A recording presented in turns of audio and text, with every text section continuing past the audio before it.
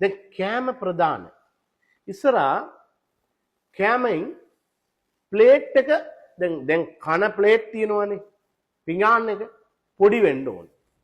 පළවෙනි කන ප්‍රමාණ ප්ලේට් එකේ පොඩි වෙන්න ඕනේ. ලොකු එකට වඩා චූටි එකට මාරු වෙන්න. ඒ ප්ලේට් එකකින් at least 3න් එකක් එළවලු තියෙන්න ඕනේ, ප්‍රෝටීන් තියෙන්න ඕනේ, කාබෝහයිඩ්‍රේට් තියෙන්න ඕනේ. මේ විදිහට කෑම බෙදලා එක වේලට කන්න ඕනේ.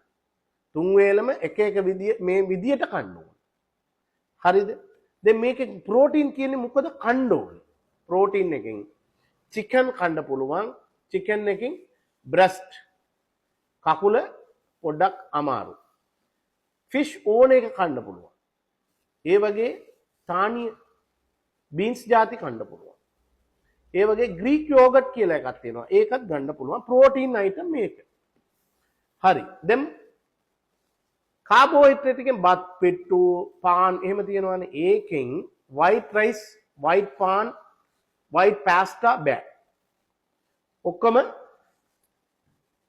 රතු රයිස්, රතු ඉඩියාප්පම් ඒ පැත්තට යන්න ඕනේ. ඒ වගේ ඕට්ස් පාවිච්චි කරන්න පුළුවන්. හරි. ඊළඟ එක ভেජිටබල්. මේක ලොකුම වැඩ අමාරු ප්‍රශ්නේ. at least 140ක් හරි ප්ලේට් එකකින් මේක තියෙන්න ඕනේ. ভেජිටබල්ුයි ෆෘට්ස්ුයි. දැන් එහෙනම් ගෝවා කිලෝ 250ක් විතර එක්කෙනෙක්ට කන්න පුළුවන් ඔයලා ඒකත් අමාරුනේ.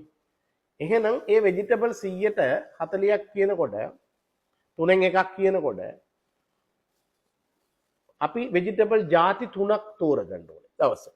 දැන් වයිෆ් අඩු කරන බර අඩු කරන අම්මා අඩු කරන වැඩ නම් අනිත් කටියට ප්‍රශ්න නෑ. එයා ආසාවෙන් ඔයලා දෙනවා හරි.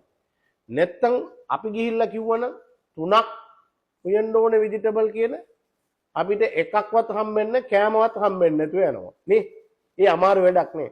එහෙනම් මෙහෙම කරන්න පුළුවන් නේද? දැන් ගෝවා අපි නිකන් කන්න බෑනේ. ඔයලා කන්න ඕන. ගන්න එකත් අමාරු. මේක. එහෙනම් කැරට් එකයි සලාඩ් එකයි ගෝවා නිකන් කන්නත් පුළුවන්.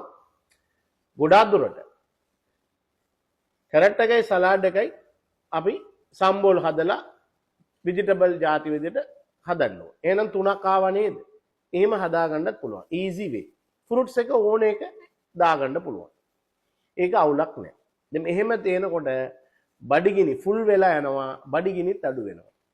දැන් එහෙම ඒක තමයි කෑම වලින් කරන්න ඕනේ ප්‍රධාන වැඩ. හරි. ඊළඟ එක සමහර වෙලාවට බුරියානි කෑවා කියලා ලොකුවට දුක විඳින්න එපා.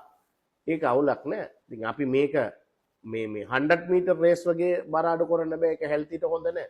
මැරදන් වගේ හිමින් තමයි යන්න ඕනේ. මාස 6ක් හරි අවුරුදු ගාන හරි යන්න වෙයි at least. හරිද? ඊළඟ එක කියවනේ ෆිසිකල් ඇක්ටිවිටි. ෆිසිකල් ඇක්ටිවිටි කියන්නේ මොකද? විනාඩි 45ක් මාස 3ක් පයින් ගිහිල්ලා බලන්න බඩ අඩු වෙනවා. එහෙනම් විනාඩි 45ක් එකපාරට අපිට පයින් යන්න පුළුවන් ඔක්කොමලට බෑ. කකුල හිර වෙනවා, ඊළඟ දවස නැගිටින්න බැරි වෙනවා. ඊට පස්සේ එපා වෙනවා. එහෙනම් හිමින් පුරුදු වෙන්න. චුට්ට වැඩි කරලා මාස 3න් ඇතුලේ හරි විනාඩි 45ක් පයින් යන්න පුරුදු වෙන්න. ඊට පස්සේ මාස 3ක් 45ක් හැමදාම විනාඩි 40 වල පයින් යන්න. ඊට පස්සේ අඩු වෙනවා. හරිනේ? අනිත් එක. දැන් ලයිෆ් ස්ටයිල් කිව්වනේ කට්ටිය බය වෙලා ඇතිනේ. මොකුත් නැහැ. හොඳට නිදා ගන්න 7 hours. early නිදා ගන්න. early නිදා ගන්න. පරක් වෙන්න එපා. 12න් පස්සේ 11න් පස්සේ ඒක යන්න ඕනේ නැහැ.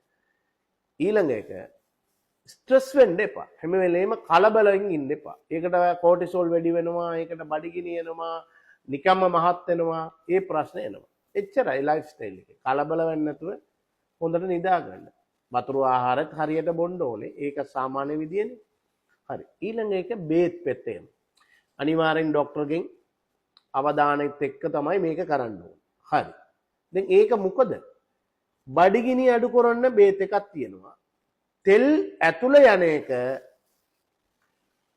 බඩට යනවා, බට් ලේ වලට යන්නේ නැතුව එළියට දාන තෙල් ಜಾති බේතුත් තියෙනවා. ඒක කෑම කනකොට අපි ගන්න ඕනේ. එච්චරයි.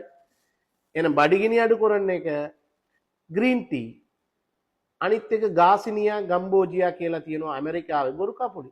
ඇමරිකාවේ වෙඩ්ඩිපුර ඒ බේත් එක හදලා වෙඩ්ඩිපුර පැකට් ගහලා බොටල් වලින් ඒ බේත් ගන්නවා. අපේ කට්ටියටත් දන්නවා ඇති සමහර කට්ටිය. ඊළඟ එක අර තෙල් එකෙන් සමහර බේත් තියෙනවා සමහර කට්ටියට ඒක ගන්නත් බෑ. ඒක ડોක්ටර්ගෙන් ඔයාගේ ඇඩ්වයිස් එක අරගෙන ඒක පොඩි සයිඩ් ඉෆෙක්ට් එකක් තියෙන්න පුළුවන්.